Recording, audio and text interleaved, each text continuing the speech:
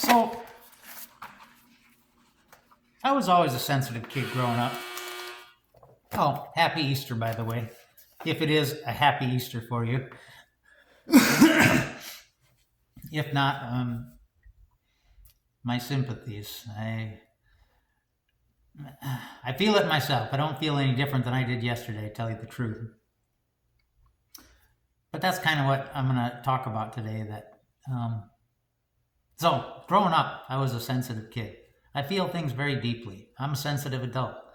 Um, and I'm sure that that's what attracted me to spirituality, psychology, philosophy. I'm just trying to figure myself out, trying to hurt a little less. And, you know, trying to do it in a good way. So I'm not bleeding all over people who never cut me. And that ain't easy. I know that, um, when I'm in pain, I inflict pain on others. But anyway, as a kid, I never liked movies or books that made me feel bad, like horror films or sad movies or things like that. And sometimes, though, I would get drawn into them. And one was a particular episode of The Twilight Zone, um, and it made me feel sad for a long time. And it still does. And it's a metaphor for whenever I'm not feeling great. It's called Time Enough at Last. And it's about this compulsive reader who he loves books. And he's always wanting to talk to people about the characters in the books and the plots. And nobody is as interested as he is in those things. And so he lives a very lonely life.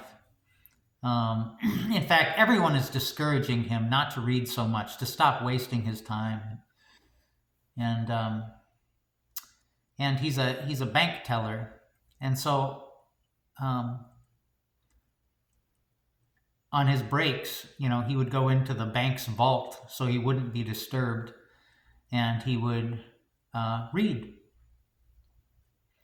And one day he goes in there to read, and as he's in there, somebody has a newspaper, and he reads the newspaper, and it says, H-bomb, invented, and so anyway, then there's this, loud bang, and the vault shakes and everything, and he comes out to a completely different world, a world that's been destroyed by a nuclear war.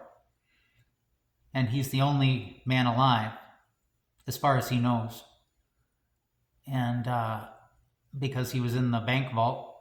And so, he wanders through town looking for survivors and, doesn't find any. But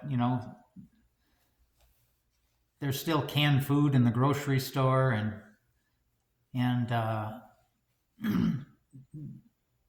he can survive. But who would want to? Who would want to survive in a world where you're all by yourself? And so he finds a gun. He puts a gun to his head. He's about ready to pull the trigger, and he sees a crumbled down library off in the distance. And he sees all the books kind of spilling out into from the library on the front steps. There's all of these books. And he realizes that now, for the first time in his life, he can read uninterrupted, undisturbed, for as long as he wants. And for a brief moment, he's just happy. And he's surrounded by books. And then he takes off his glasses and he puts them on the ground, and he steps on them. And he's groping for them, trying to find them, and he can't.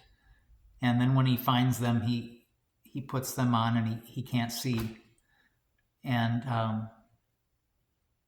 he's surrounded by books, and he has all the time in the world, nobody to disturb him, and he can't see. That's a pretty crappy film, you know. But when life is really going bad, that's how I feel sometimes. You know, it really hits the spot. You know, the church seasons, you know, it's always hard for me to like, you know, put my emotions on a calendar. Today's Christmas, you got to be happy. You know, today's Easter, you got to be happy.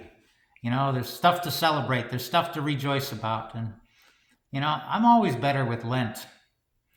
You know, I can always find a reason to feel bad, a reason to beat myself up, a reason to repent, a reason to try and do better, a reason to, you know, get to work and try to organize my life. But sometimes I'm hard pressed to do Easter. Easter is harder.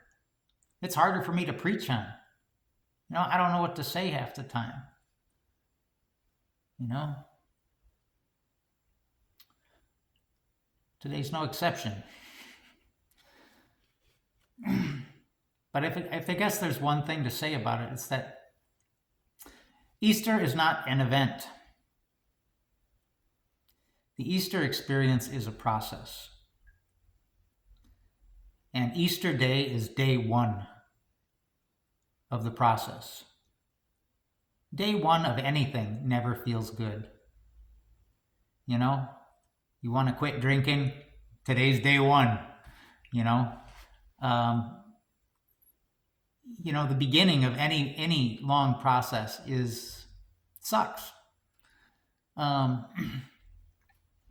And so if there's one theme today that I think that's good to focus on, it's the empty tomb. You know, the feeling of Easter is not joy. They don't feel joy today. The disciples didn't feel joy. You know, they felt bewilderment, they felt confusion, they felt, you know, hope, but like, was it false hope? And, you know, did they want to put their stake in something that was false hope? You know, kind of feels like that episode of The Twilight Zone, I think. You know, like, what the hell just happened? What's going on? How do I make sense of this? You know, and the roller coaster ride. You know, day one of Easter sucks. But there's the empty tomb. And the first thing we do when there's any kind of empty space in our life, me included, is we want to rush around and do something else. We want to fill it. You know, it doesn't feel good to be in the void. And I think that's maybe what we're called to do on the first day of Easter, is to be in the void. You know, most the universe is made of space. It's mostly space. It's like 99.99999% space. We need to pay space a little more attention, to be with it, to not run from it. Talking to myself here. See you tomorrow.